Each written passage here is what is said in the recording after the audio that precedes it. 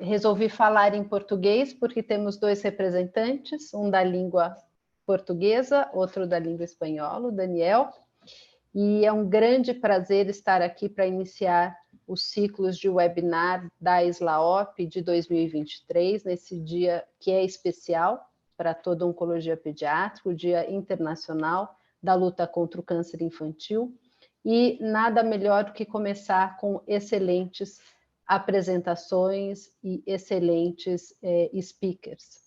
Eu sou Andréa Capelano, oncologista pediátrica do Hospital do GRAAC, em São Paulo, no Brasil, e atual presidente da SLAOP, e junto com o Dr. Daniel Ortiz, oncologista pediátrico do Hospital Geral do México, na Cidade do México, e tesoureiro atual da SLAOP, apresentaremos então esses grandes speakers. Eu gostaria só de recordar a todos que, ao final das apresentações, nós iremos, então, abrir para uma sessão de perguntas e respostas. E a nossa primeira apresentação será feita pelo Dr. Luiz Fernando Lopes, que é diretor-geral do Hospital da Criança e do Adolescente de Barretos, o Hospital do Amor, e criador e coordenador da Aliança Marte, St. Jude Global, e vai falar sobre o papel da Aliança Marte na melhoria do tratamento de crianças e adolescentes com câncer.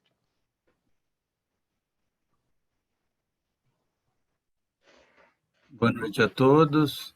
Muito obrigado aos 2, presidente e vice, Daniel e Andréa, pelo convite, pela oportunidade no dia de hoje, que é tão importante para a nossa especialidade, comemorarmos e falarmos sobre o câncer infantil.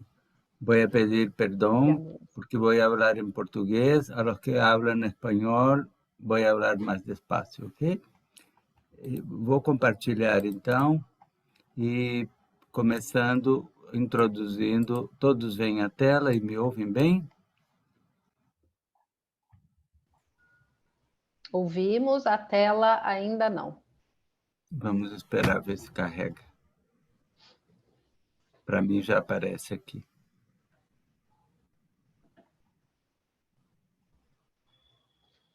Ainda não? Ainda não, Luiz. Deixa eu tentar novamente. Porque para mim entra direto. E agora? Agora sim. Okay. Obrigada, viu, Luiz, pela presença. Eu é que agradeço. Então, a Marte, eu começo pelo significado, que é um acrônimo de apoio maior, aumentando recursos e treinamento especializado.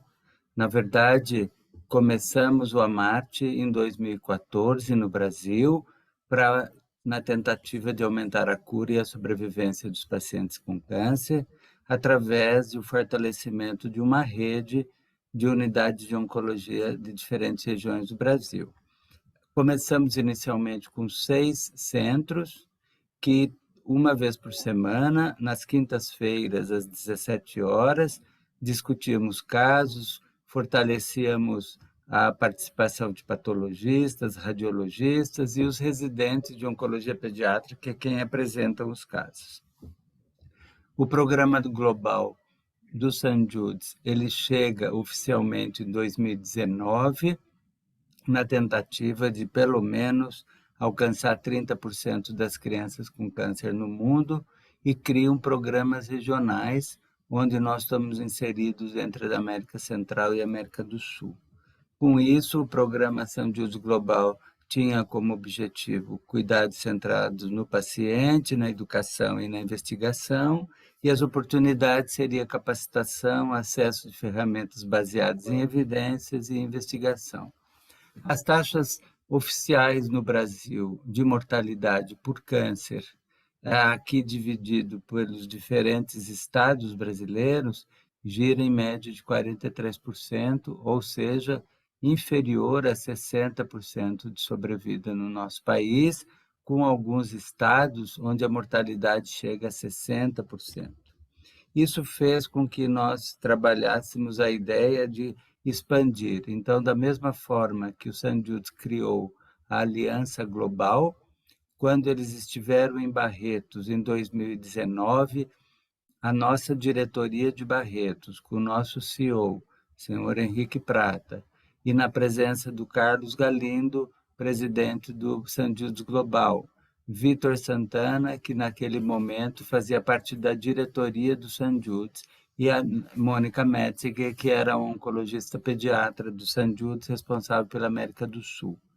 Com isso, nós acordamos entre as instituições que faríamos uma aliança centralizando a parte administrativa e jurídica em Barretos e convidamos 13 centros e com Barretos 14 centros para inicialmente estarem dia 26 e 27 de agosto de 19, um pediatra oncologista e um diretor ou administrador de cada um desses centros, onde, nesse encontro de agosto, traçamos algumas diretrizes de como nós gostaríamos de trabalhar e quais seriam os objetivos da aliança.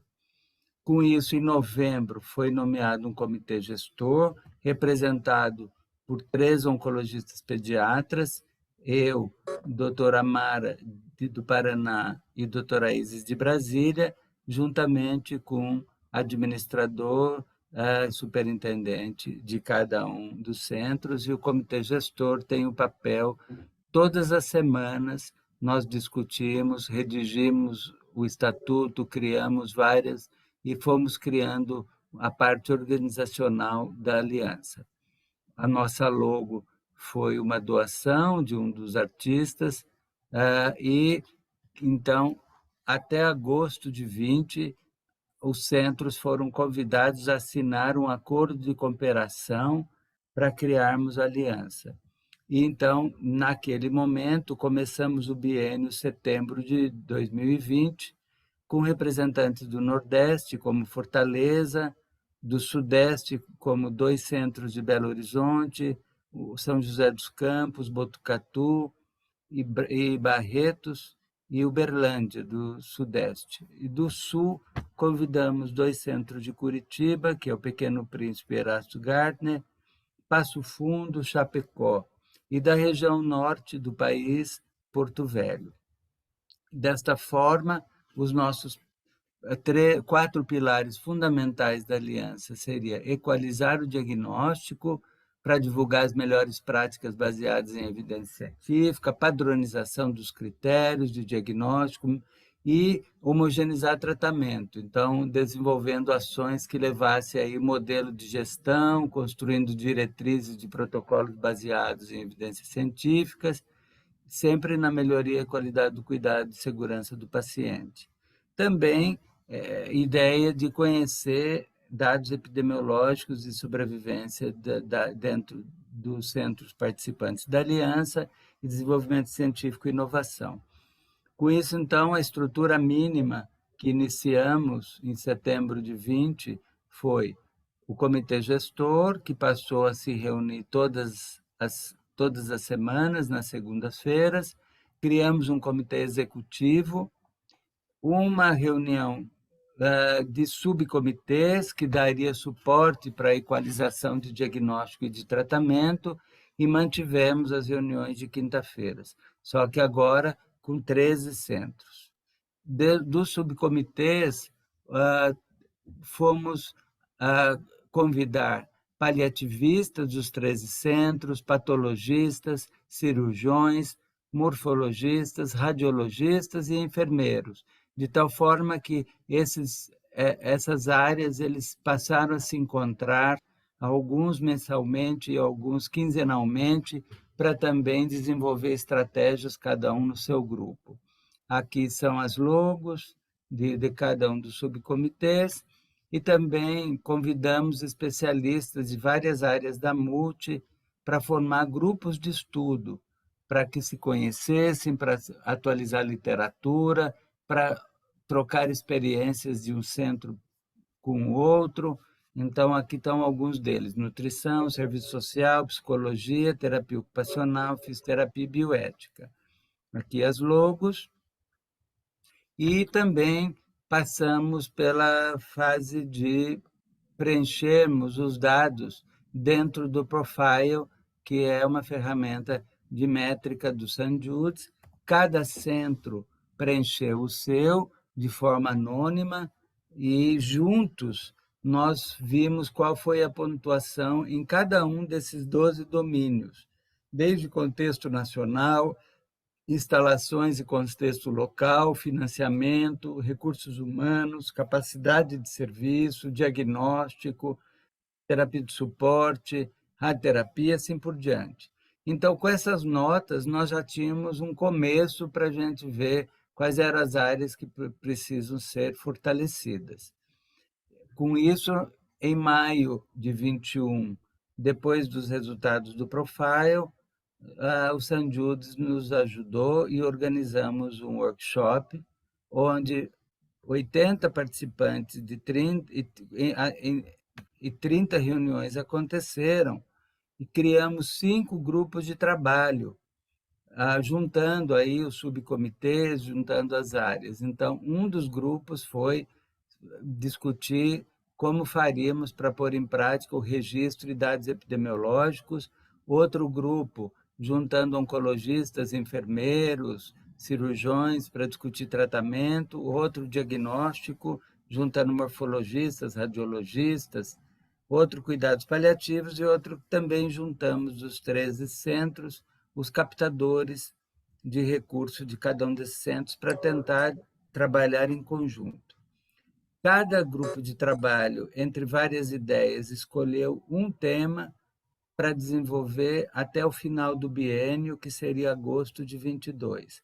Então, o grupo de diagnóstico escolheu padronizar critérios de diagnóstico. O grupo de tratamento, reduzir mortalidade indutória nas leucemias. O grupo de cuidados paliativos, trabalhar na educação familiar. O de captação, estabelecer um caminho adequado, criar um regimento. E o de epidemiologia, trabalhar com data manager, treiná-las para que começassem a coletar dados a partir de janeiro de 22. Também fomos inserido a Aliança Marte dentro do Comitê Regional, aqui representado naquele momento pela doutora Mônica, que respondia pela América do Sul, e doutora Paola Frederic pela América Central.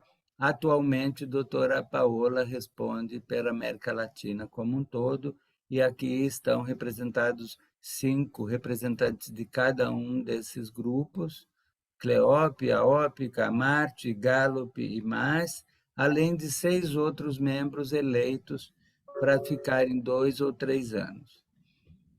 No final, então, do biênio, foram mais de 300 profissionais envolvidos, 18 grupos formados, entre subcomitês, grupos de trabalho, grupo de estudo, mais de 300 reuniões. O grupo de paliativos, então, desenvolveu, naquele período, uma cartilha de informações, o de cirurgia, padronização de coleta de dados cirúrgicos, o de enfermagem, começaram com questionário para conhecer os 13 centros, mas depois implantaram metas internacionais de segurança. Na citometria, passaram também a discutir critérios para uso de citometria para líquor, líquido cefalorraquidiano, para tumor sólido e para sistema nervoso central.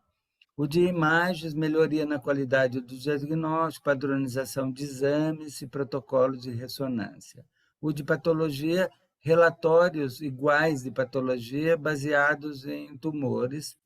E o de trabalho, de tratamento, criou, neste período, uma diretriz de neutropenia febril, uma diretriz de síndrome de lise tumoral e elaboração de diretrizes para reconhecimento e teorização, incluindo protocolo de sepsis. Em agosto de 22, então, para começar o segundo biênio em setembro, o comitê gestor, junto com o jurídico, atualizou o acordo de cooperação, convidamos outros 12 centros, além dos 13 que já existiam e foram convidados a refazer o contrato. E, dessa forma, foram 25 centros, entrando, além dos que já estavam, um serviço em Natal, que é a Liga Norte Rio Grandense, 2 serviços em Recife, o Oswaldo Cruz e o IMIP, 2 serviços em Salvador, que foi Martagão Gesteiro e Santa Isabel, outro da Bahia, que foi em Itabuna, entrou no estado de São Paulo, USP de Ribeirão, e entrou também o GRAAC na cidade de São Paulo. E ainda no estado de São Paulo entrou Amaral Carvalho em Jaú. Do Sul entrou Florianópolis, entrou Porto Alegre, e já tinha, portanto, Chapecó, Passo Fundo e os 2 serviços de Curitiba, mas entrou também no Paraná, Cascavel. E já tinha Barretos, Uberlândia e Porto Velho. Então, 25 centros, estiveram 6 representantes de cada centro em Barretos na primeira semana de setembro de 22, oncologista, cirurgião, patologista, enfermeiro, administrador e captador. Então, foram 181 pessoas trabalhando 3 dias, tanto para mostrar o que os 13 centros tinham feito nos primeiros 2 anos, como para estabelecer metas para mais 2 anos. Então, além disso, teve um encontro educacional de patologistas dos 25 centros, junto com a doutora Tereza Santiago do St. Jude's. O grupo de enfermagem também traçou 8 metas para o biênio, de setembro de 22 a agosto de 24. O de cirurgia incorporou, além da cirurgia pediátrica, cirurgia torácica, neurocirurgia, e definiram metas para 2 anos. Os grupos de trabalho do workshop de maio de 21, eles fizeram um grupo único chamado de Indicadores da Aliança, implementando novas perguntas para cada um daqueles grupos de trabalho. Além disso, foi criado um workshop sobre direitos sociais do paciente, envolvendo advogados, assistente social, paliativistas, para discutir os direitos dos pacientes. A cada grupo, subcomitê, ou grupo de estudo, ou grupo de trabalho, tem agenda própria, tem grupos próprios, tem grupos de WhatsApp próprio, e foi também adicionado 2 novos centros ao comitê gestor, depois de alguns critérios que preencheram como os 2 centros mais pontuados. Então, a partir de setembro de 22, são 5 centros que fazem parte do comitê gestor. No comitê executivo, foram eleitos coordenador e vice, e com representantes de Fortaleza, de Belo Horizonte, de Uberlândia e de Ribeirão Preto. Então, ficaram subcomitês, grupo de estudo e grupo de trabalho, eram aqueles 6 subcomitês, e foi criado um novo, que é o Registro de Dados Epidemiológicos da Aliança. Além disso, então, os subcomitês têm coordenador e vice na morfologia, na enfermagem, na patologia, na radiologia e no registro de dados epidemiológicos, com representantes de diferentes centros, na cirurgia e no cuidados paliativos também. Além disso, nos grupos de estudo que nós mostramos, já tinham esses 7 grupos e foram adicionados mais 5 a partir de setembro, que é o grupo de estudos do tumor do sistema nervoso central, educação e ensino, infectologistas, intensivistas e biologia molecular. O de educação e ensino é para ver se a gente cria grupos de residentes que possam ter oportunidade de transitar entre os diferentes centros, etc. Então, e dos grupos de trabalho, temos aí a Débora e a Vivi coordenando o grupo de trabalho de tratamento e de diagnóstico, a Manuela e o Joaquim, ampliando as metas aí para mais 2 anos. O de captação de recurso, já com seus regimentos, continua se encontrando quinzenalmente e já tem trabalhos em conjunto para captação em nome da Aliança. E direitos sociais também. Aqui a gente tem na plataforma do St. Jude, todos os membros da Aliança podem ter acesso à plataforma do Global, do St. Jude's, que depois aciona a região da América Central e do Sul, que ao clicar ali chega em várias oportunidades de janelas, até que chega em Brasil, e de Brasil, clicando também podem, e cada um desses subcomitês e grupos podem ter suas próprias abas para utilizar a plataforma do St. Jude's como meio de comunicação, troca de experiências, etc.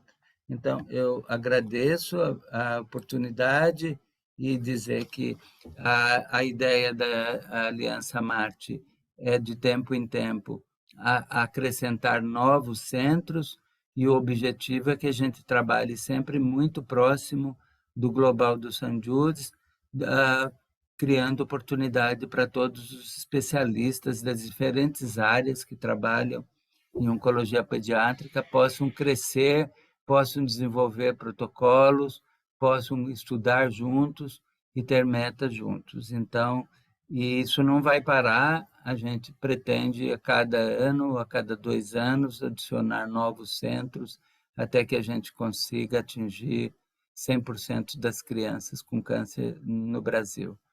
E, quem sabe, esse modelo da Aliança Marte possa ser, no futuro, expandido e replicado para outros países, ou convidar outros especialistas dos outros países a se somarem nesses subcomitês, nesses grupos de estudo.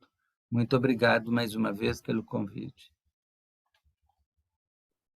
Muito obrigado, Dr. Luis. Parabéns. Nuestra siguiente ponente es la doctora Liliana Vázquez. Ella es oncóloga pediatra, máster en salud infantil global e investigación médica. Es expresidente de nuestra sociedad en el periodo anterior y consultor internacional de la Iniciativa Global para el Cáncer Infantil de la Organización Panamericana de la Salud y de la Organización Mundial de la Salud.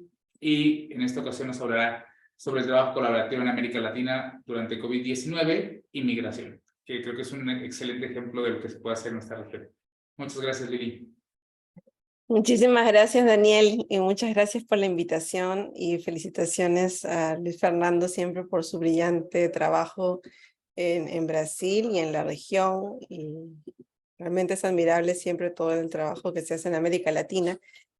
Yo venía reflexionando un poco a raíz de que hoy es el Día del Cáncer Infantil y es una fecha muy especial para todos, ¿verdad? Porque es como una celebración a la vez del gran trabajo que se hace en nuestros países, de la lucha que hacemos como profesionales por salvar a cada uno de los niños que vemos, pero también el reconocimiento a las familias, a los pacientes, a la comunidad que está siempre atenta a lo que se necesita para mejorar la atención de los niños con cáncer.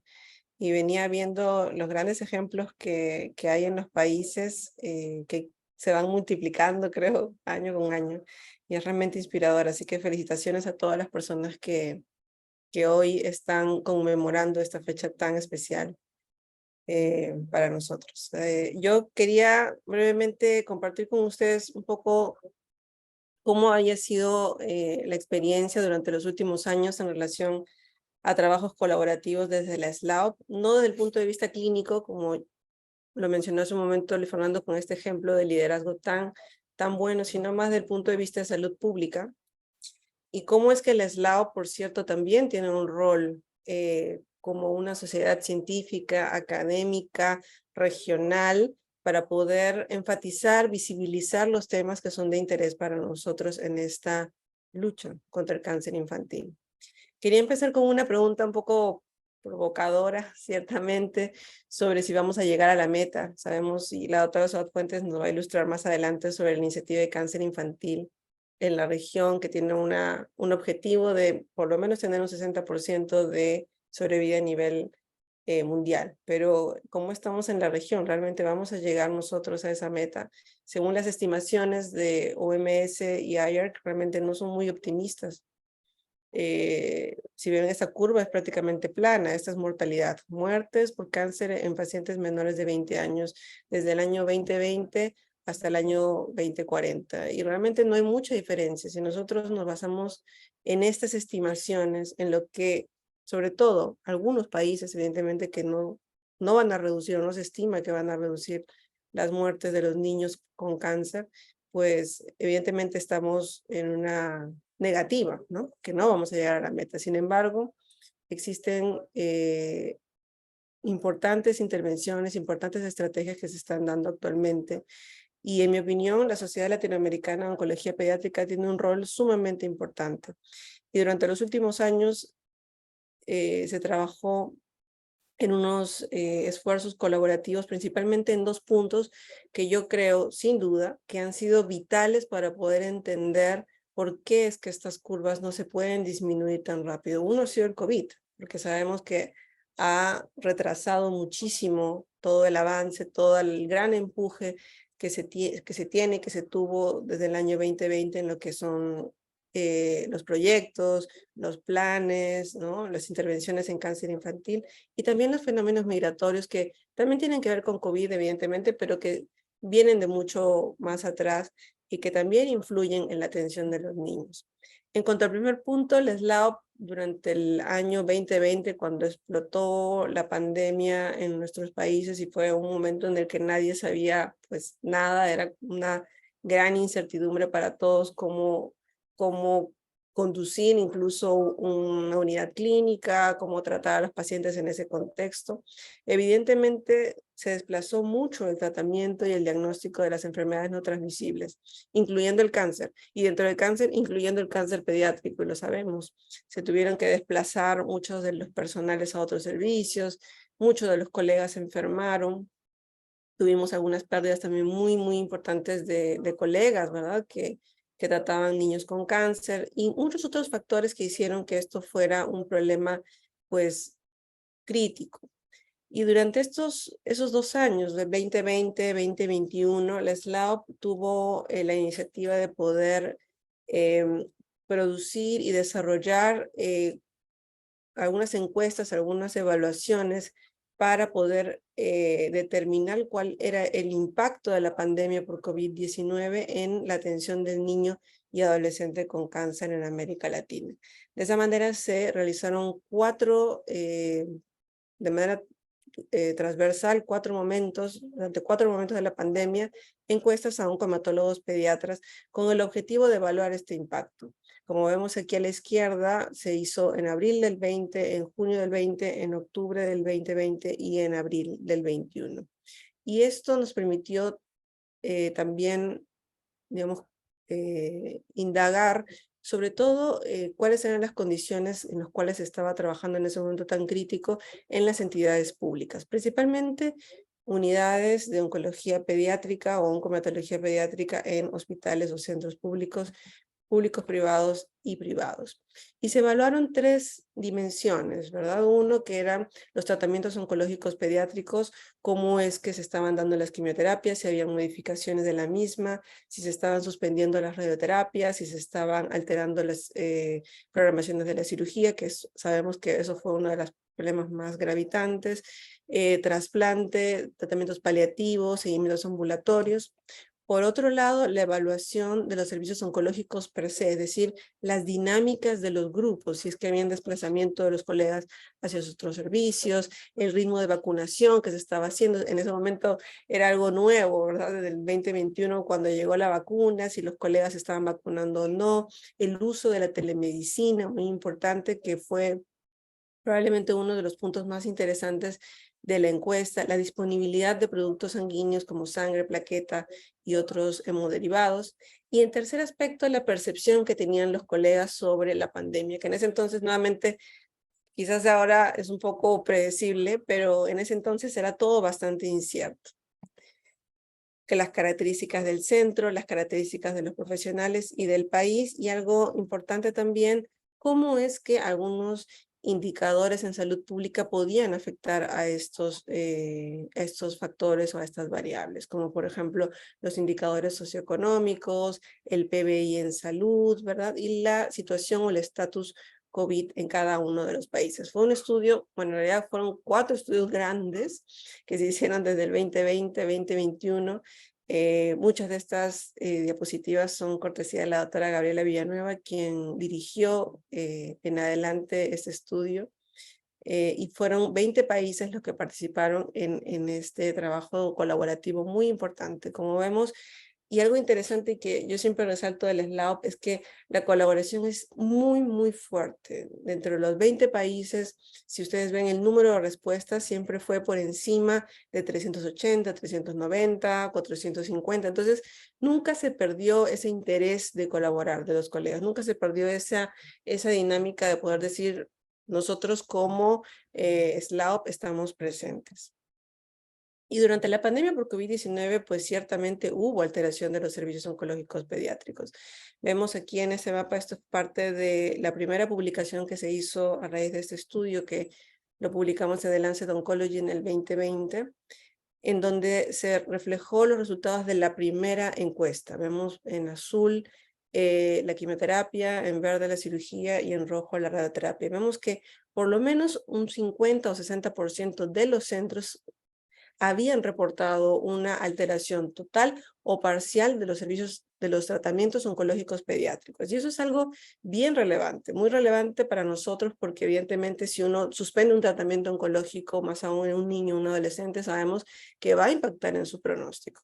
Pero fíjense sobre todo la región andina, fíjense Perú, Bolivia, Ecuador, Venezuela, pues México también hubo, mientras más oscuro es el mapa, significa que hubo mayor cantidad de tratamientos suspendidos totales o parciales. Entonces, ahí vemos una constante quizás, porque es una variable importante de lo que es la inversión en salud dentro de los países andinos, dentro de la fortaleza que pueden tener los sistemas de salud de otros países en los cuales no se alteró significativamente los tratamientos de los niños. Y esta gráfica es muy interesante porque forma parte de la segunda publicación del año 2022, en donde las disrupciones del tratamiento fueron disminuyendo a medida que iba pasando la pandemia, independientemente del estatus COVID, que algunas pues sabemos que después se disparó, la segunda ola, tercera ola fue mucho peor, y ya para cuando entramos al final del 2020, principio del 2021, las olas eran gigantescas, 10 veces más que la primera. A pesar de eso, la situación se normalizó mucho a nivel de los centros, y eso también es una observación que es interesante, porque empezamos a normalizar, ¿verdad?, las conductas. Ya vino la vacuna, ya un poco fue otro mundo con la vacuna, pero fue interesante que los centros empezaron a adaptarse a la dinámica del trabajo durante la pandemia por COVID, y porque sabemos que el cáncer no espera y el cáncer infantil no espera, así que se empezaron a normalizar los tratamientos poco a poco. Aquí vemos algunos gráficos por país.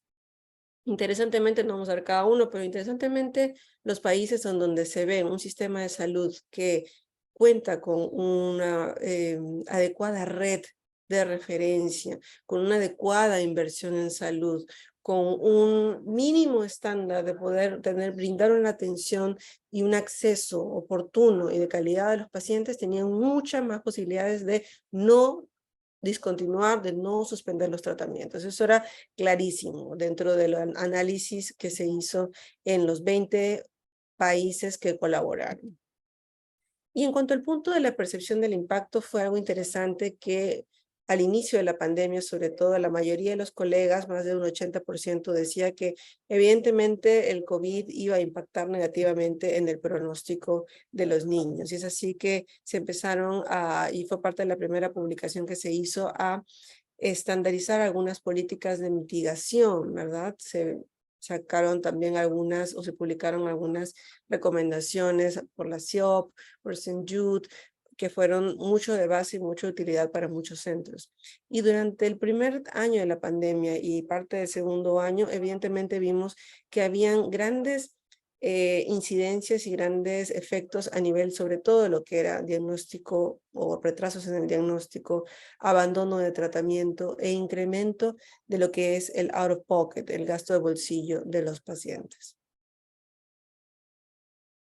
Esto es algo que a mí me gusta compartir siempre, porque es como un relato de lo que pasó durante los primeros meses de la pandemia, en donde cada país podía intervenir de una manera diferente para cada uno de los efectos de mitigación, y veíamos que a veces habían muchas diferencias entre ellos. Algo interesante también es que uno de los factores más importantes para poder decir que hubo una suspensión de los tratamientos oncológicos era el bajo porcentaje y el gasto en salud. Y sobre todo dos factores importantes: la magnitud del confinamiento, decir que un país pudiera tener un confinamiento específico, ¿verdad? Una cuarentena específica, podía alterar muchísimo estos tratamientos oncológicos pediátricos. E interesantemente, con una P muy significativa, el porcentaje en gasto en salud, que según lo que dice la OMS, por debajo de un 7% del PBI del país, pues era muy relevante para peor disrupción de estos tratamientos. Y el segundo punto que quería comentarles el día de hoy era en cuanto a la migración. Los niños migrantes con cáncer en América Latina es una realidad que nosotros vivimos creo que permanentemente, y no es ajena solamente no es ajena a nuestro día a día, y tampoco es algo que lo tengamos solo en nuestra región, sino también en muchas otras regiones. Y la SLAUP tuvo un rol predominante, importante dentro de este tema de la migración, mediante una encuesta igual transversal en la cual participaron muchos de los países y muchos de los colegas que están presentes el día de hoy, mediante un cuestionario que pudo indagar algunas características sociodemográficas de los niños, factores relacionados a la migración, el acceso al tratamiento del cáncer, y se pudo elaborar algunos análisis interesantes, como vemos acá en este mapa, por ejemplo, que los flujos, ¿verdad?, migratorios que hay entre los países son diferentes, son dinámicos, pero también diferentes. La mayoría de los encuestados, que eran oncopediatras, hematólogos pediatras, oncohematólogos pediatras, su gran mayoría, y pediatras en su minoría de 17 países, pudieron atender pacientes que eran migrantes, niños con cáncer migrantes, principalmente de unos países en específico como Venezuela, Bolivia, Nicaragua, Paraguay y Haití. E interesantemente también mencionar que habían algunas características que vale la pena comentar, como por ejemplo que el idioma fue una barrera importante para acceder a la atención. Solo una cuarta parte de los centros ofrecen servicios de interpretación, según la encuesta, y muchos de los pacientes, cerca de una cuarta parte, reportan un antecedente de un tratamiento previo, es decir, que ya venían con un tratamiento específico, y muchas veces era difícil también poder concatenar, obtener la información del centro donde se había hecho su tratamiento inicial. Otro detalle importante es que el estatus socioeconómico de las familias se percibía como ligeramente más bajo, en un 40%, mucho más bajo en un 45%. Este gráfico también es interesante porque nos muestra la comparación dentro de cada país, uno de esos rectangulitos, y los colores corresponde a el porcentaje de niños con cáncer migrantes que acuden a cada uno de esos países, ¿no? Por ejemplo, vemos en Argentina predominio de niños migrantes procedentes de Perú, en Bolivia niños migrantes procedentes de Colombia, de Venezuela, y así en cada uno de los países. Entonces vemos que esto es un fenómeno, el fenómeno migratorio, no solamente para el cáncer infantil, sino para todos los tipos de condiciones médicas, por supuesto, es muy relevante y es muy distinto de acuerdo al país, porque nuevamente los flujos migratorios son bastante diferentes. Y finalmente que el 38% de los encuestados mencionó que sus países tenían una regulación actual, vigente, que se relacionaba con la migración. Esto es algo importante porque solo a grandes rasgos el 30% o la tercera parte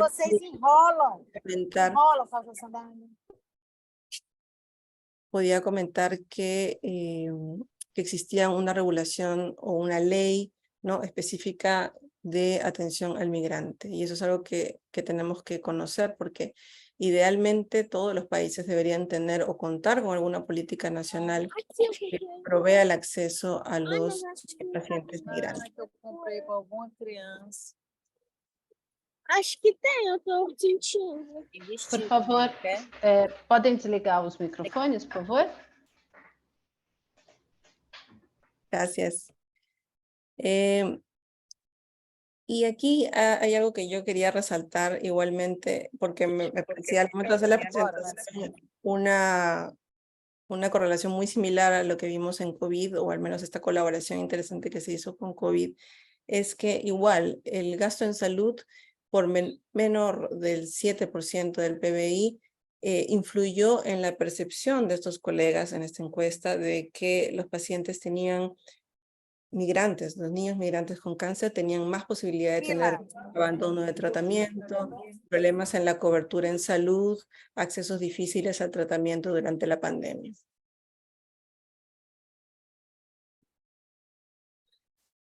Simplemente agradecer a todo el equipo que participó en estos dos trabajos, yo creo que muy representativos y muy colaborativos dentro de la región. Una de las conclusiones de este último trabajo que se presentó justamente en la CIOP el año pasado, en octubre, noviembre, en Barcelona, era que a pesar de que existían muchos avances y buenas intervenciones para poder mejorar el acceso a los niños con cáncer migrantes, pues todavía tenemos que trabajar muchísimo en las políticas de salud y asegurar sobre todo su implementación para el bienestar de los niños migrantes con cáncer en nuestra región. Y pues compartir esta lámina final, que creo que es una de las experiencias más bonitas que me tocó como presidenta de SLAUP, que encaja un poco también en la colaboración o el trabajo colaborativo, porque yo creo firmemente que el trabajo que se hace en Latinoamérica es inigualable. Yo creo que nosotros como región tenemos muchísimo que hacer. Esta fue una campaña por el Día del Cáncer Infantil justamente de hace 2 años. Durante la pandemia, con todas las condiciones que sabemos que eran muy difíciles y que a pesar de ello, pues cada uno de los países estaba muy orgulloso, dando mucho realce al trabajo que se hace. Así que muchísimas gracias por la invitación y a toda la discusión. Gracias. Muito obrigada, Lili, pela excelente apresentação, e é sempre muito rico ouvir vocês falando sobre a experiência de toda a América Latina, como é bonito, como você falou, observar o apoio de todos, e nesse dia, no Dia Internacional do Câncer Infantil, nós vemos isso, né, pelo número imenso de fotografias e vídeos e de toda a união que se faz em torno de o melhor tratamento para as nossas crianças com câncer, e os 2 trabalhos que você apresentou mostra isso também, mostra a união das equipes e não só das equipes de cada instituição, mas de todos os países. E isso é muito bonito, e essa é a intenção que todos nós temos de levar adiante a SLAOP. Eu gostaria de agora apresentar a doutora Suade Fontes Alabi. Suade é oncologista pediátrica, mestre em saúde pública e epidemiologia, consultora internacional para implementação da iniciativa global da OMS para o câncer infantil, e a sua apresentação é a respeito da iniciativa global da OMS para o câncer infantil na América Latina e Caribe. Obrigada, Suade. Muchas gracias, Andrea. Es un placer estar con ustedes en este día tan especial para todos los oncólogos pediatras y todo el personal que labora en la atención directa del cáncer, del niño con cáncer en la edad pediátrica. Bueno, gracias a Lili y a Luis Fernando por las excelentes ponencias. Creo que va a ser difícil pues superar tan buenas exposiciones y tan excelente descripción de todos los esfuerzos que se hacen en pro de mejorar la sobrevida de cáncer infantil. Sobre todo me remonto a las palabras de Lili, que ojalá que sigamos trabajando para reducir esa brecha y que la mortalidad, la línea de la mortalidad empiece a reducirse y la de la sobrevida comience a elevarse. Como todos ya conocemos, pues bastante hemos escuchado de la iniciativa global para el cáncer infantil de la Organización Mundial de la Salud y de la Organización Panamericana de la Salud. Vamos a escribirles brevemente los avances que tuvimos en el 2022, los países incorporados de acuerdo a la línea de tiempo y los diferentes productos técnicos regionales, así como los siguientes pasos para el 2023. Como Lili menciona, al final el abordaje del cáncer infantil es un trabajo de colaboración y es un trabajo con colaboración que debe de tener una visión global, una colaboración regional para llevar una acción nacional. La visión global nos da un marco global, un paquete técnico, plataformas globales, materiales de abogacía en cáncer infantil para proyectarse y traducirse en conocimiento para el diseño de políticas y acciones basadas en la evidencia que puedan extenderse transversalmente en todos los países, promover un trabajo en red para aprendizaje, inspiración y adaptación de estrategias, plataformas y herramientas de innovación y tecnología y recursos regionales como los que ha mostrado en otras ocasiones el trabajo que ha hecho Luis Fernando, todo el trabajo que ha descrito Lili y el liderazgo y movilización de actores, estableciendo panoramas y análisis situacionales para poder trabajar y dar una mejora de cada uno de los sistemas de salud para los servicios de atención para el cáncer infantil en cada uno de nuestros países. Y de esta forma, pues tener planes y políticas y regulaciones, programas, proyectos e intervenciones, así como análisis situacionales por cada país y presentar casos de estudios. Esto de manera transversal va a influir en la marca de la agenda regional y global para el cáncer infantil, así como también las necesidades, suplir necesidades y prioridades del país y su entorno local. Todo esto es un trabajo conjunto de una red de actores principales como representantes y autoridades de los diferentes a nivel de gobierno, los ministerios de salud, Secretaría de Salud, los equipos de salud, agencias de las Naciones Unidas, SANJUD, colaboraciones internacionales, sociedades científicas, las fundaciones, organizaciones de padres, el sector privado e institucional e instituciones locales.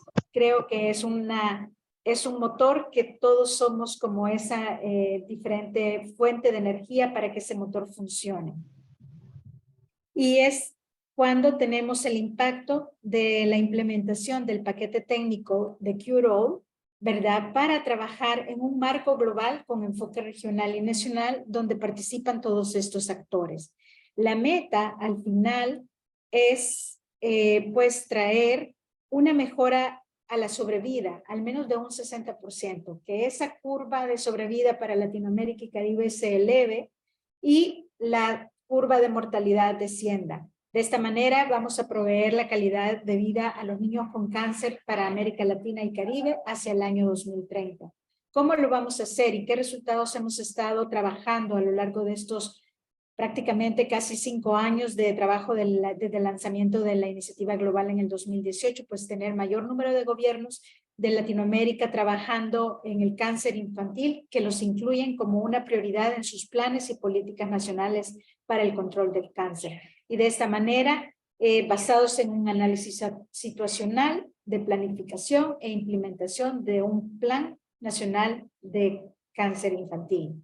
Con el objetivo de qué resultado, de mejorar la atención esencial de calidad del cáncer infantil mediante la implementación del paquete técnico de Cure All, el cual sabemos todos que cuenta con 4 pilares, como centros de excelencia, cobertura universal, regímenes de tratamiento y tecnología diagnóstica, evaluación, monitoreo, y 3 facilitadores principales. La abogacía, en donde el rol de fundaciones y de asociaciones como SLAOP, AOPCA, HOP, SMEO, todas estas tienen un rol importante para abogar por el cáncer infantil en toda América Latina y Caribe, y también ligado al financiamiento, ya sea de fuentes nacionales o actores internacionales que colaboran para el financiamiento de la mejora de calidad de atención del cáncer infantil, como SANJUD, también otras instituciones como CCI, y todo esto, además, por el facilitador delegado a gobernanza en América para todos los países de Latinoamérica. De esta manera se han fortalecido registros de cáncer pediátrico, paquetes de capacitación, sistemas de referencia, análisis económico y paquetes de beneficio del cáncer infantil, normas y directrices nacionales, acceso a medicamentos y tecnologías esenciales, perfiles de país, estudios de caso, campañas de concientización. Además de eso también nos ha llevado a fortalecer los servicios de manera que se ha disminuido el impacto de aquellos factores que todos conocemos que están asociados a incremento de la mortalidad del cáncer infantil a través del desarrollo de diálogos y productos regionales, proyectos regionales sobre el diagnóstico tardío, abandono de tratamiento, cuidados paliativos, soporte oncológico, soporte con guías para enfermería, nutrición y estándares psicosociales. De esta manera, a medida que ha pasado estos 5 años, el nivel de participación de los países para la implementación de la Iniciativa Global para el Cáncer Infantil ha ido pintando de azul nuestro mapa, de azul intenso, ¿verdad? Este azul que nos da la esperanza y la alegría de saber de que cada vez son 17 países ya de ministerios de salud de 17 países en América Latina y Caribe, que se suman a ser países focales de la Iniciativa Global para el Cáncer Infantil. Como ustedes pueden ver acá abajo, tenemos la lista de los países, desde México hasta Argentina y Chile. Cada vez se va viendo que el color, los países en colores de celeste menos intenso, pues son menos. Tenemos países con actividades que todavía no tienen carta formal, pero que están en diálogo constante y haciendo actividades dentro de la iniciativa, y que están en curso los países de Belice y Guyana.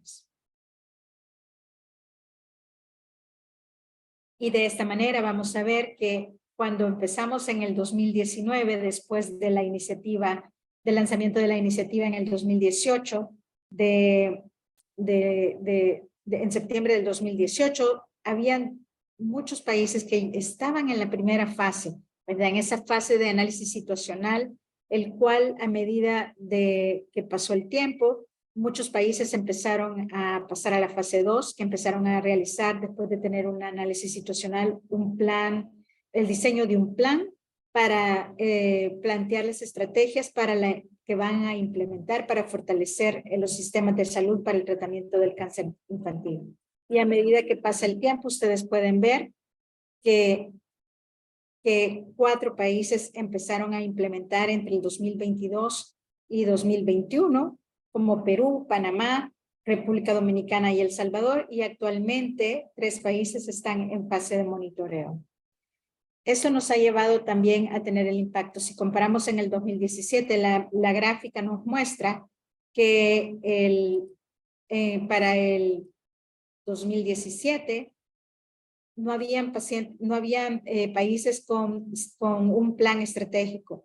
Tenían tal vez un 26% de los países tenían un plan nacional para el control del cáncer, y un 43% de los países tenían un plan general de enfermedades no transmisibles.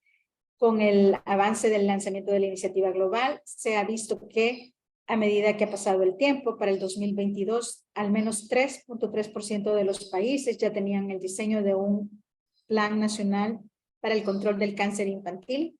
Un 40%, del 26 al 40% se incrementó países con planes nacionales generales para el control de cáncer. Se redujo el número de países con planes nacionales para el control de enfermedades no transmisibles, y ustedes, como pueden ver, aquellos países que no tienen un plan nacional de control de enfermedades crónicas transmisibles o plan nacional de cáncer infantil se reduce del 30 al 23%.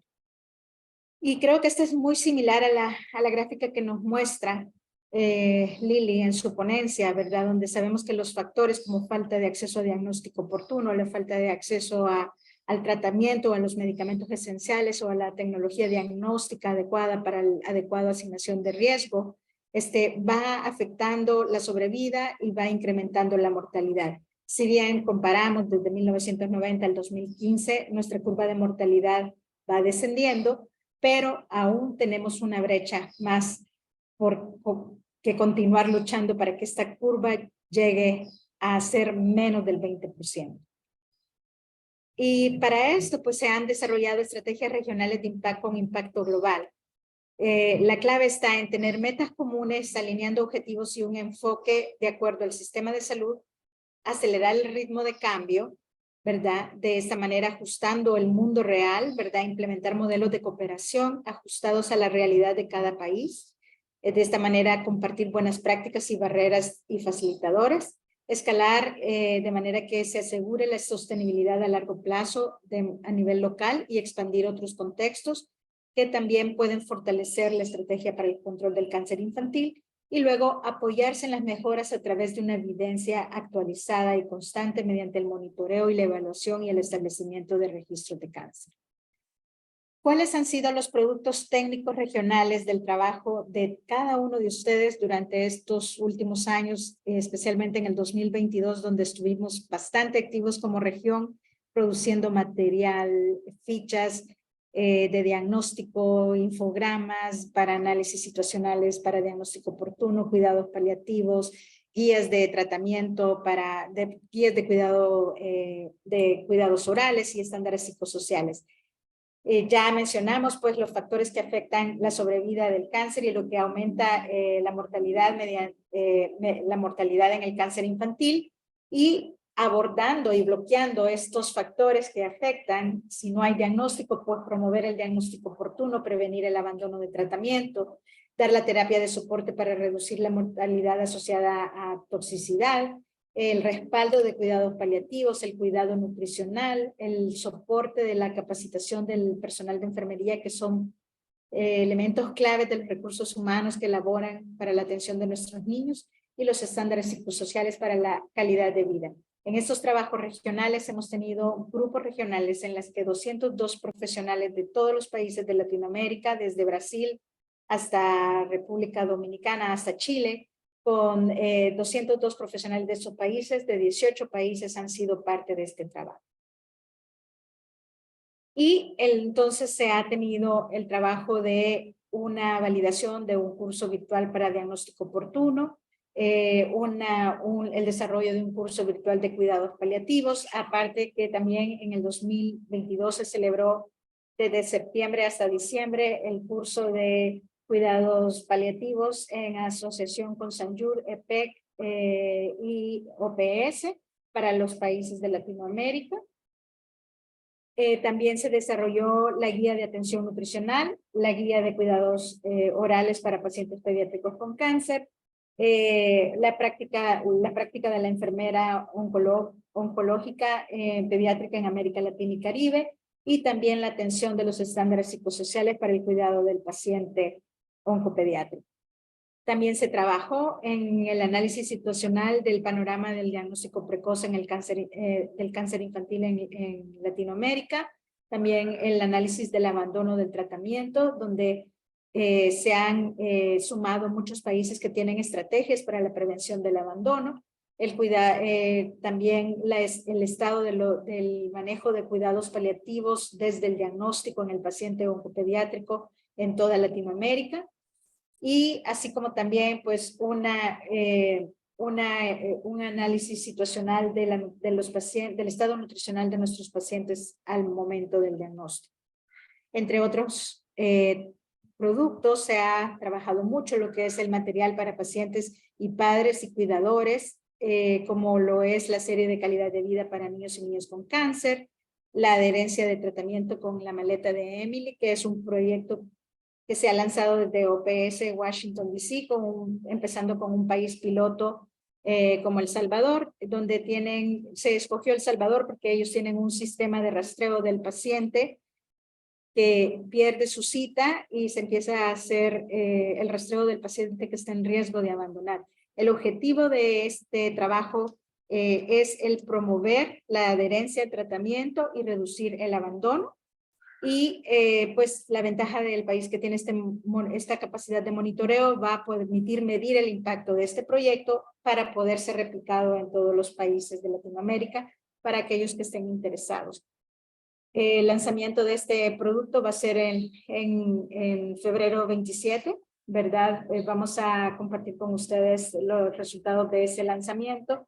Y pues también tenemos para el abordaje y prevención del abandono del tratamiento, videos e historias educativas con testimonios de padres y de pacientes sobrevivientes de osteosarcoma y sobrevivientes de retinoblastoma para la promoción de la aceptación del tratamiento, sobre todo en enfermedades tan mutilantes como el retinoblastoma y el osteosarcoma y los sarcomas. Se hizo este proyecto en Perú, Bolivia y Haití, y esto pues ha servido mucho para reducir el abandono, y creo que Lili en otras ocasiones lo ha presentado. Se ha reducido el abandono marcadamente del 18 al 8% en Perú. También tenemos el curso virtual de diagnóstico oportuno. Este está en inglés, español y portugués. Hay un panorama regional, una campaña de comunicacional de Caribe que se está produciendo, ¿verdad? Ya todos escucharon la canción del ritmo que da la vida, ya está la versión en inglés y en español, y posteriormente pues también el material educativo va a estar en portugués, español, inglés y francés. ¿Cuáles son los próximos pasos? Teníamos el año pasado perfiles generales a nivel nacional de los principales indicadores del cáncer infantil para nuestros países y poder identificar dónde hay que fortalecer y orientar todos los esfuerzos para la mejora de la calidad de vida y la reducción de la mortalidad.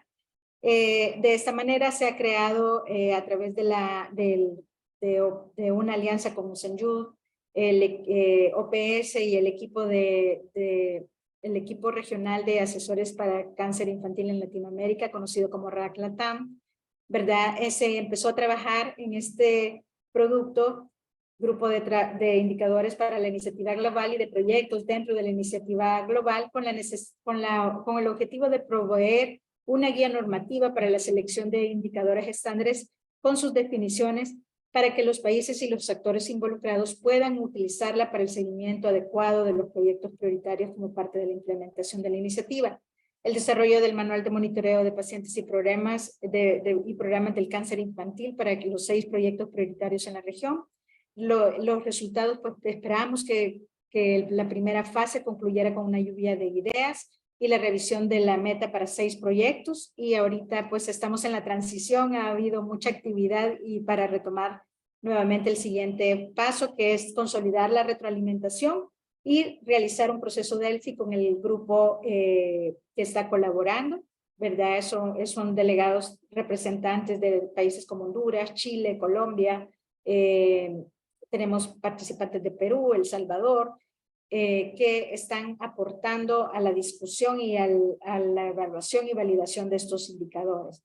Al final, pues, esperamos hacer un proceso Delphi con un grupo focal de colaboradores que sean seleccionados a través de una encuesta que quieran participar en nuestro grupo Delphi para hacer la evaluación de esos indicadores y validarlos y poder producir este manual.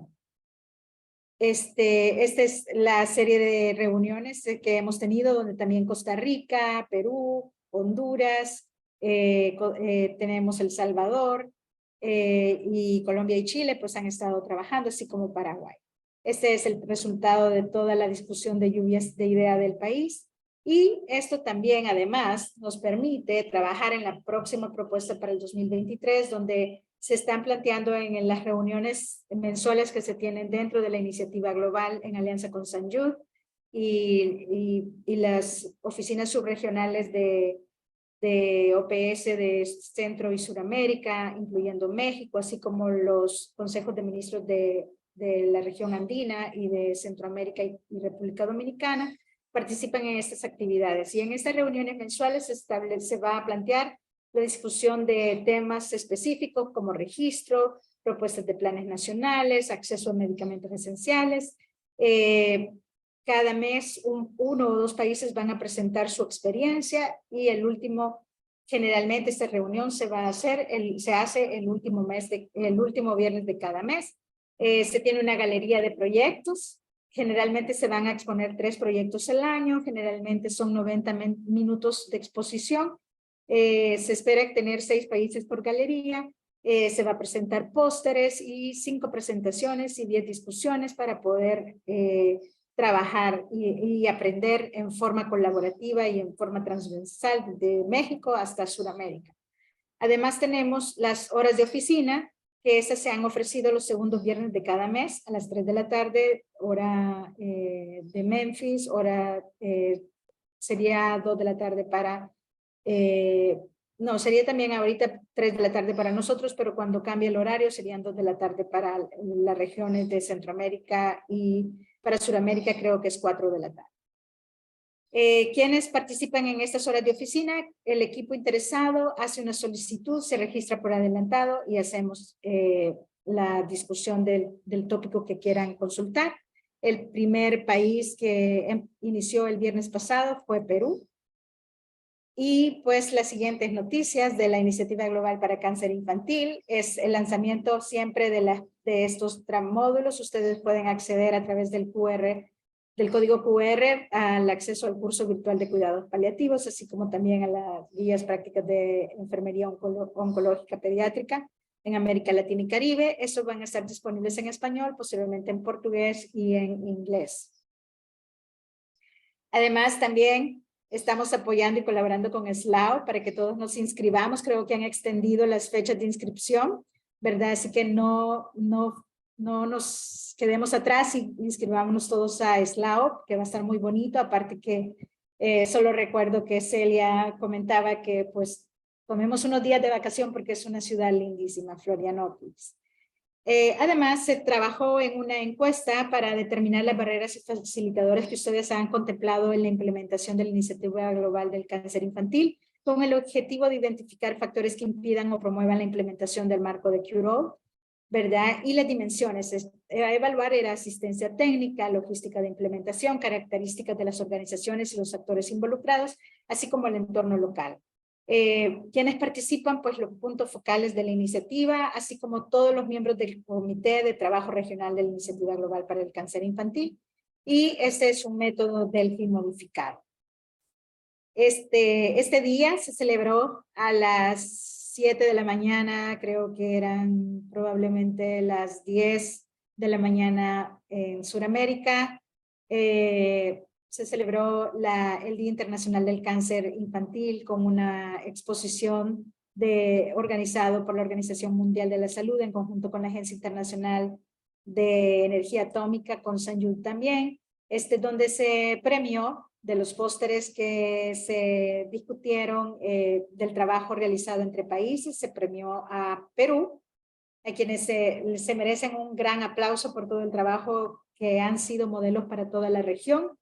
Y lo digo con sinceridad, no porque tenga grandes amigas en Perú y a quienes quiero mucho, pero realmente son un modelo a seguir en toda la región. Son un modelo colaborativo para toda la región. Mucho de lo que ellos están haciendo lo podemos replicar y sé que muchos países ya lo están replicando. Así que felicidades a Perú, y también se eligió a Palestina, que está haciendo un trabajo muy grande en la área mediterránea. Y nosotros pues también no nos queremos quedar atrás con nuestro webinar para el 28 de febrero a las 12 del mediodía de hora de Washington. Vamos a hablar sobre la implementación de la Iniciativa Global para el Cáncer Infantil en América Latina y el Caribe, los avances y desafíos que han tenido. Les dejo el código QR para su registro. También Lili me está haciendo el favor de poner unos links donde ustedes pueden acceder a este material y también a la página Cure All, que estamos pues, que se ha trabajado desde el año pasado con el liderazgo de Lili como siempre, donde cada uno del equipo de cáncer pues ha estado haciendo sus aportes también, y esto va a servir para tener un acceso más fácil de navegar, donde vamos a encontrar material y todas las actividades que se realizan en torno a las actividades de la iniciativa global. Acuerden, no se olviden, el objetivo de la iniciativa global para el cáncer infantil es reducir el sufrimiento de los niños con cáncer y lograr una tasa de sobrevida a nivel regional arriba del 60% para el 2030, y facilitando el acceso a diagnóstico y tratamiento oportuno, calidad de vida para todos los niños y adolescentes con cáncer. Gracias a todos aquellos actores que han estado involucrados. Por cuestión de tiempo no me voy a detener a nombrarlos, pero aquí está el link donde ustedes pueden acceder a la página QRoll que les mencionaba. No les pongo foto porque no quiero arruinarles la sorpresa, pero es una página que ha quedado muy linda para la navegación y muy fácil de acceder.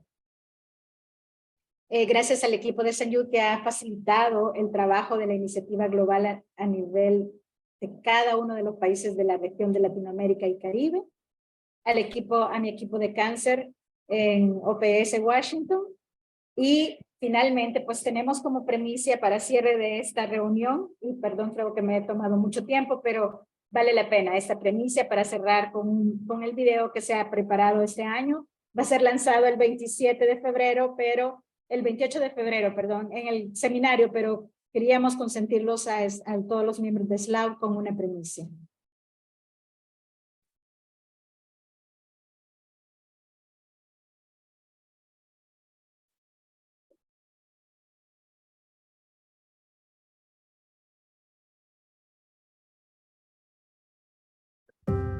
El cáncer es una de las principales causas de muerte entre los niños en todo el mundo.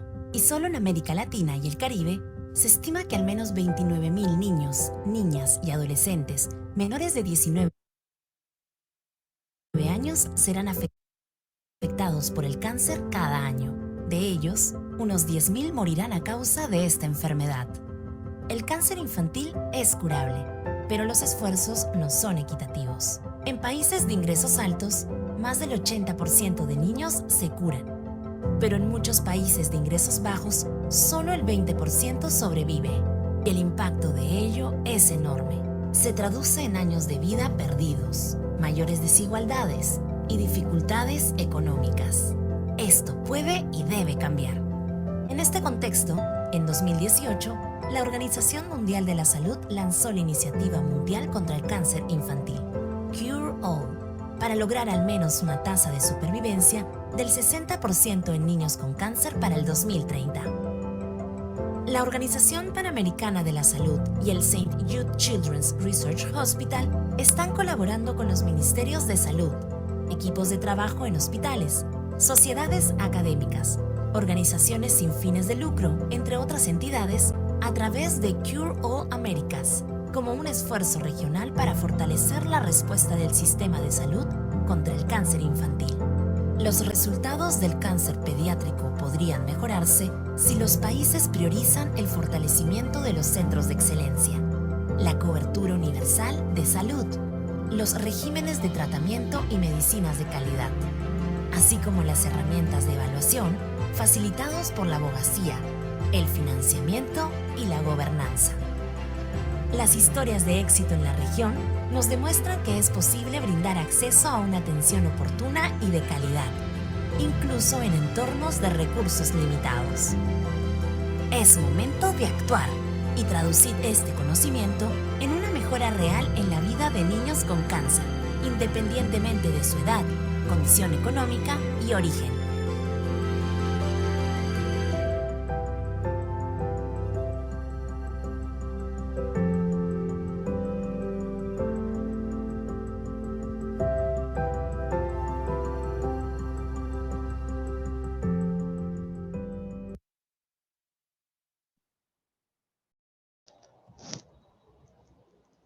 Gracias.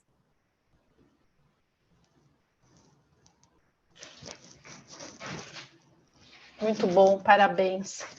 Parabéns a todos pelas lindas apresentações. Esse o filme, para finalizar, foi fantástico, Suade. Muito obrigada.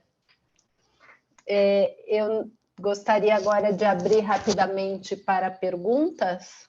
Nós temos talvez uns 5 ou 10 minutos para algumas questões, se alguém quiser fazer alguma pergunta.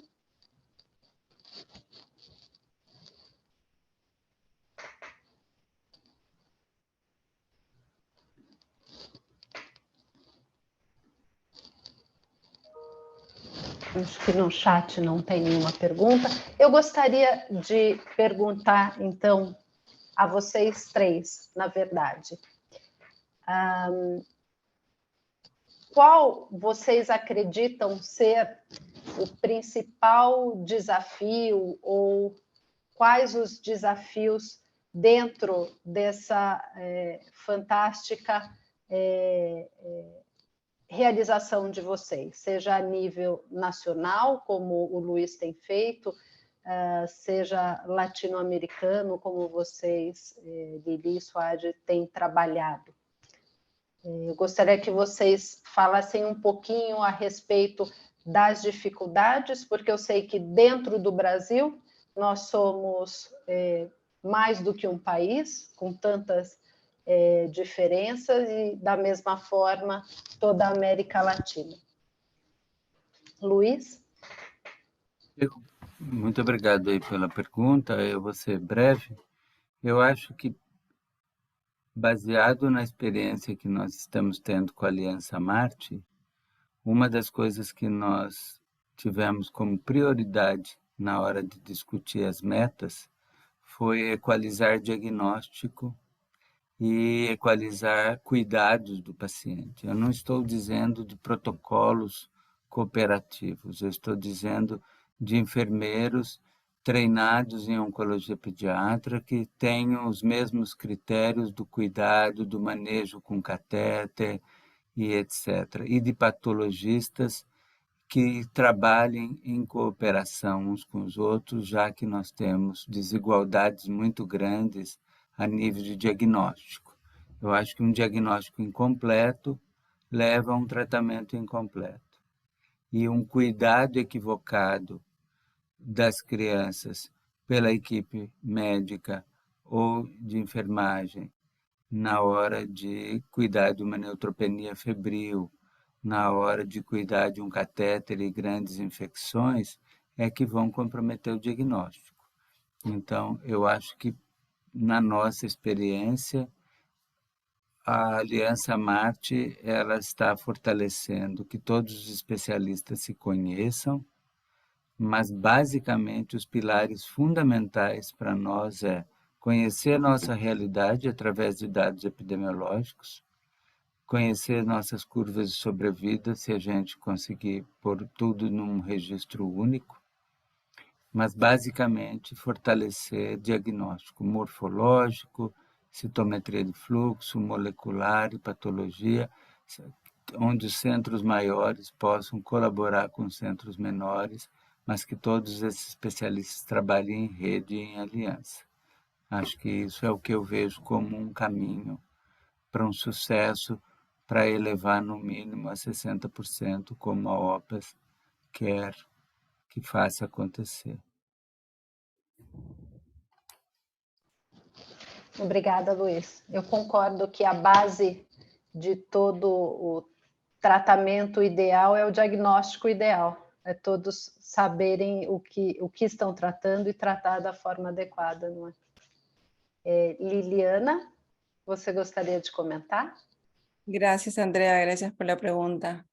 Bueno, a nivel regional, digamos, lo que podría compartir, seguramente Suad también lo va a comentar o complementar. Pienso que uno de los puntos que nos marcan más desafíos es el tema de la sostenibilidad, yo creo, de los proyectos. Es un tema que salta mucho, incluso Suad presentó hace un momento esta encuesta que se está formulando a nivel regional sobre barreras y facilitadores, y que es bien interesante porque muchos de los colegas y de las autoridades en salud, ¿verdad?, que son los que implementan, los implementadores de estos proyectos, de los programas nacionales y regionales, lo toman en cuenta, cómo poder hacer sostenible en el tiempo luego de que hay un impulso inicial, ¿verdad?, del país, hay una movilización de los actores, muchas veces hay cooperación de otros países o partners internacionales, entre ellos OPS, NJUT, que son los que inician muchas veces esto, pero cómo plantearse un nivel de sostenibilidad en el tiempo siempre es un desafío, sobre todo en nuestros países en donde muchas veces las voluntades políticas son muy cambiantes, ¿no? Entonces, es algo que está como para tener una charla específica de eso, pero quizás uno de los puntos interesantes, pienso, es que el fortalecimiento de las capacidades del equipo de salud, sobre todo que esté dedicado a la salud pública, es fundamental. Yo creo que es muy importante que haya un buen entrenamiento en el manejo de las proyecciones de un proyecto de aquí a 2, 3, 5 años, sea de cualquier tema, registro, diagnóstico oportuno, abandono, para poder anticipar los recursos que se necesitan y tratar de involucrar a diferentes actores para que estos puedan colaborar también. En ese sentido, a veces es muy desafiante, sobre todo porque nosotros ansiamos siempre que los gobiernos, los ministerios de salud asuman muchas veces ese rol, ¿verdad?, de garantizar la salud para nuestros niños, pero sabemos que existen muchísimas brechas y por ello es que las fundaciones, las asociaciones sin fines de lucro, las asociaciones científicas son las que muchas veces toman ese rol. Sin embargo, creo que es un tema muy, muy importante y que para nosotros sigue siendo un desafío, sobre todo en nuestros sistemas de salud en los que no hay, digamos, no hay una estructura a veces muy buena para el acceso al tratamiento y un diagnóstico.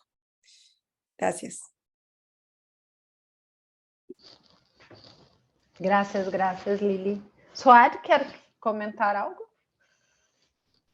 Sí, quizás complementar, gracias Lili y a Luis Fernando por compartir estas barreras y desafíos que enfrentamos. Creo que coincido y quizás complementar esa parte donde Lili menciona la sostenibilidad a largo plazo afecta también la cantidad de recursos humanos laborando para la implementación o incluso para asistir a una presentación o para asistir a una reunión de negociación o a una reunión de diálogos regionales para la colaboración conjunta. Entonces creo que la sostenibilidad y la falta de recursos tanto materiales como humanos en el trabajo que se realiza en la salud pública de cada uno de nuestros países es una de las principales barreras, sobre todo porque también tenemos factores competitivos, ¿verdad? Otras competencias que dentro del sistema de salud también son importantes, no dejan de ser menos y que tal vez a veces representan un mayor volumen, como el cáncer de adultos, y eso es algo que constantemente enfrentamos. Cada vez que estamos reunidos para tocar el tema de priorización del cáncer infantil, el representante o la autoridad ministerial o la Secretaría de Salud primero trae a cuenta el trabajo que se tiene que hacer para reducir el cáncer cervicuterino o el cáncer de mama u otras prioridades del cáncer. Y luego agreguemos a esto la competencia con las enfermedades transmisibles.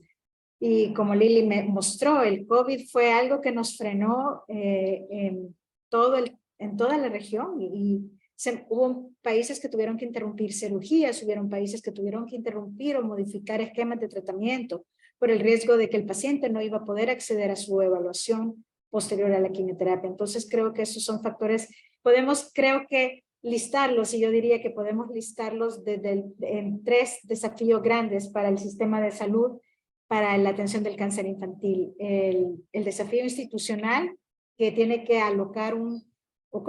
asignar un presupuesto para cubrir tantas prioridades en salud pública, incluyendo cáncer infantil. Y luego vienen los desafíos propios de la población, o sea, desafíos epidemiológicos, o sea, desafíos de la población como la migración, aquellos inmigrantes que están ilegales en los países y que por temor a ser deportados no consultan o desconocen que hay leyes en los países como Costa Rica, en países como Perú y en Ecuador, que ahora ya están implementando leyes para la protección con el respaldo de ACNUR a través de la UNICEF para proteger al inmigrante para que tengan acceso a salud y por temor no acuden a salud. Entonces desconocemos ese número de niños con cáncer que vienen en este grupo de inmigrantes que no sabemos si van a fallecer sin acceso a un tratamiento adecuado. Y por último, pues tenemos los desafíos epidemiológicos, como ya mencionamos el COVID, ¿verdad? Yo los enumeraría así. Gracias.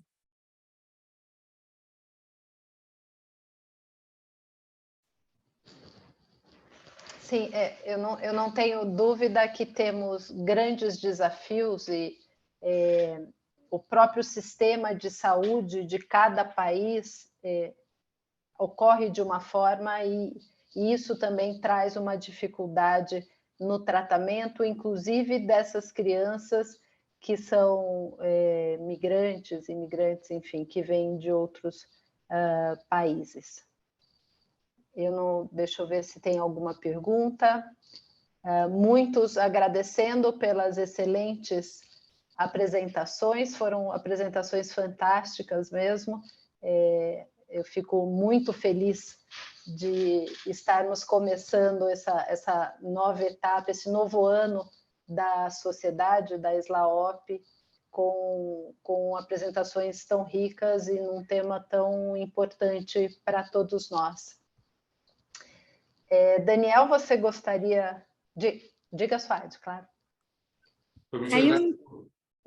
Perdón, adelante, perdón. Adelante tú, por favor. Es que estaba leyendo una pregunta, un comentario de Carolina Vince de Brasil, en la que habla de la importancia de los datos de registro y es un punto bien importante y habla del trabajo que si existe una plataforma que incluya el registro de datos. Y la verdad es que como plataforma, como QRO, parte de del pilar de evaluación y monitoreo va dirigido al fortalecimiento de los registros tanto de base hospitalaria en cáncer infantil como de base poblacional. Sabemos que para poder ambicionar a tener un registro de base poblacional tenemos que trabajar empezando a fortalecer el registro de base hospitalaria y se han iniciado y creo que Lili podrá hablar un poco del apoyo que ha recibido Perú también para el establecimiento del registro de cáncer pediátrico en el INEM, pero también se ha estado trabajando, algunos países bueno, como somos un aliado y en colaboración con SanJud, muchos de los países han adoptado SJCare, otros sabemos que tienen políticas nacionales más estrictas y han adoptado como el ejemplo de Luis Fernando, que adoptaron un SJCare, pero a través de lo que es REDCap nacional, que tuvo la aprobación del Comité Nacional de Cáncer, pero también como QROL, como equipo de cáncer de OPS, estamos trabajando en el fortalecimiento de la capacitación del personal dedicado a la captura de información para los registros de cáncer hospitalario. Y de hecho estamos trabajando en colaboración con la Agencia Internacional de Registros de Cáncer, con la doctora Marion Piñeros, y también con SanJud para ver cómo se puede fortalecer y ofrecer plataformas que puedan ser adaptadas, que puedan ser sostenibles, porque el registro, para que tenga buena calidad de datos, tiene que tener personal dedicado a tiempo completo a ese trabajo, tiene que ser personal a tiempo completo, tiene que tener una área que les facilite el acceso a las diferentes fuentes de información y sobre todo en la capacitación del personal que elabora para la adecuada codificación y también saber conocer todas estas puntos para la calidad de datos, ¿verdad? Sobre todo el control de duplicados, el control de realmente de asignación, de diagnóstico con el sexo del paciente, entre esos, así como también las medidas indirectas como el índice de mortalidad de incidencia que nos permite definir si se está teniendo una adecuada cobertura de todos los pacientes con cáncer, ya sea de la institución o de la población en especial. Só para completar, Suad, através do SanJud, o Amarte traduziu para o português de forma com português juramentado, o Registry, que é o banco de dados do SanJud Global dentro do programa SanJud Cares, né? Então, os nossos centros da aliança estão dentro das leis gerais de proteção de dados que o Brasil exige e com a assinatura de todos os pais que permitem a inclusão de dados, nós estamos utilizando pelo REDCap as mesmas variáveis do Registry para que mais mais no futuro a gente possa compartilhar esses dados de todos esses centros da aliança junto com dados internacionais. Começamos localmente para proteger os dados dentro da lei que estamos aí adaptando, que é nova para o Brasil, mas o próximo passo é trabalhar com o nosso Conselho de Ética e Pesquisa e CONEP para compartilhar com bancos internacionais. Fantástico. Creo que como mencionan, el registro hospitalario es de los retos principales para poder juntar datos. Y tener datos nos va a ayudar a tomar mejores decisiones en cada uno de nuestros locales, en nuestros hospitales locales y en la región. Pues muchas gracias. Agradezco muchos comentarios muy positivos. Felicidades a todos los ponentes. No sé si quieres agregar algo más, Andrea. Eu queria só pedir para todos abrirem as suas câmeras para tirarmos uma foto antes de terminarmos.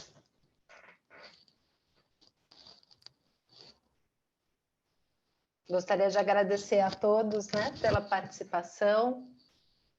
É muito bom vê-los aqui.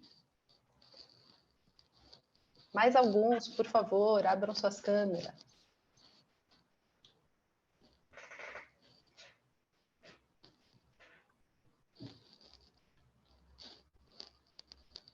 Vamos tirar foto? Alguém me ajuda também?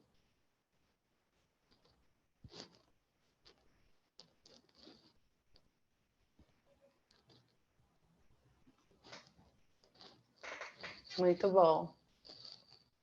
Então, acho que é isso. Eu gostaria só de lembrar também, assim como a Suad lembrou, do nosso congresso da SLAOP, junto com a SOBOP, que será realizado agora em maio, em Florianópolis. De fato, vai ser um evento de excelência, com todas essas feras lá participando também, e muitos outros apresentadores de excelência.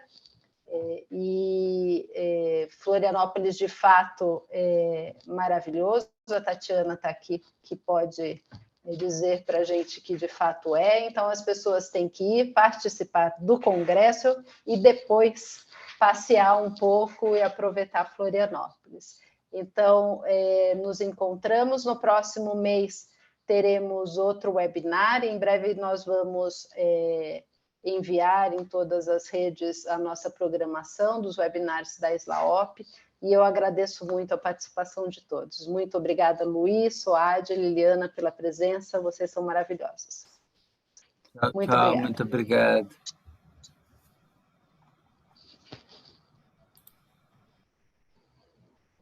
Muchas gracias, hasta luego. Muy bien, felicitaciones. Gracias, César. Tchau, tchau.